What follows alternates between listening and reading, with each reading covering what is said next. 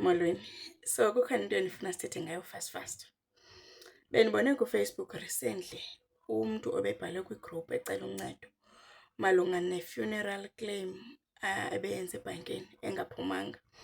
Isizathu sesokubana ngaba ufake u-anti wakhe and then ke ngoku phana kulaa ndawo kuthiwa relationship kubuza uba uyintoni kuwe lo mntu uye wathi mother.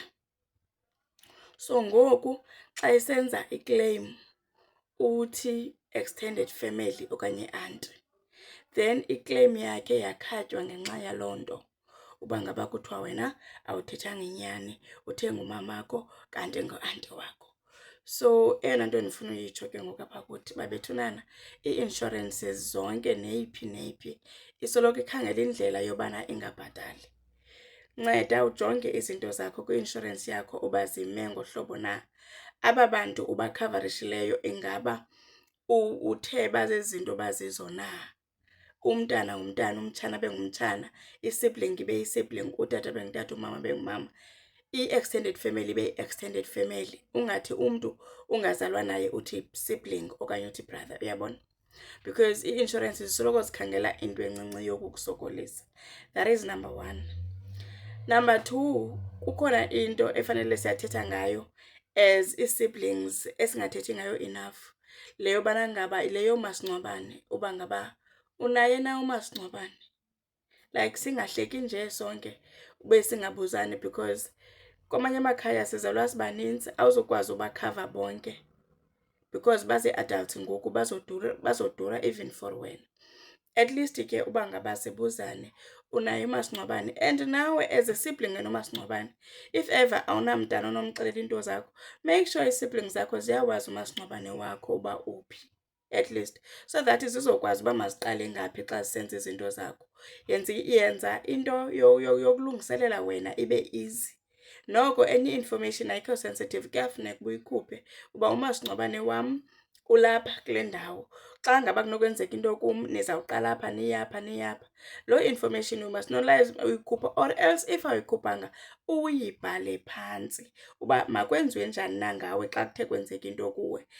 Ubhale yonke nezinto zakho, everything yakho, yonke iminqweno yakho, normalize ukuba nayo laa nto uyibhale phantsi. And then enye ke ngoku futhi eyokugqibela efuneke sithethe ngayo yilaa nto yobana ngaba emzalini ufumaniseke uba sibayi-8, then ufumaniseke uba sonke sihleli nje umzali simkhave eCapitec sobayi-8. Bethunana makuthethweni ngezinto uba wena ikhavu uyifake phi, because i-reality is that ii-underwriters zine-limit eziyibhatalayo which is 100,000.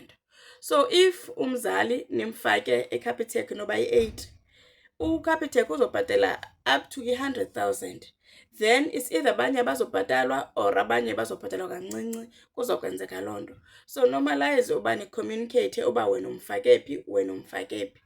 Ningakwazi umfaka kumbutho e-different ibe above 100,000 as long as ingekho kwi-underwriter A1, ingekho under i-underwriter A1. I-underwriter iyabhalwa bethunana kulaa maphekepheke efuneral ntontoni, kuthiwe underwritten by Centric Life umzekelo, underwritten by. So you need to check ezo zinto ezo. And enye into singayithethiyo nayo yokugqibela yileyo bana ngaba xa une-policy, whether i-insurance or i-investment, yi-responsibility yakho uba yeli uyoreviewa ii-beneficiaries uba ngaba isezeziya na. Recently there's been i-fraud, especially kwi-funeral covers nee-life covers, apho kutshintshwa ii-beneficiaries. Not zonke ii-companies bethunana zi-reputable or in fact nezi sizithembileyo ziyayenza i-fraud. So into suyishiya into i-responsibility yobomi bakho nezinto zakho uyishiye uyenze responsibility ye-bank okanye ye-insurance companies, wena ugqibele ngalamini wawujoyina qha. Khawukufowune ureviewe izinto zakho, uthi no ndifowunela uzotshekisha uba ngaba ndikhave ubani ngamalini, ufowune ubuze uba futhi ndizotshekisha ii-beneficiaries kwiipolisi zam uba zithini, so that ungathi kanti sekukho abantu ongabarecogniziyo xa sekwenzeke ingxaki ungasekho wena abantu basokole. And kukhona enye ikhampani endingazoyibiza ngegama, lena i-Green and White, ithanda usokolisa abantu. Not le ibhank, le i-insurance company. You need to check ii-reviews zale khampani uzifake kuyo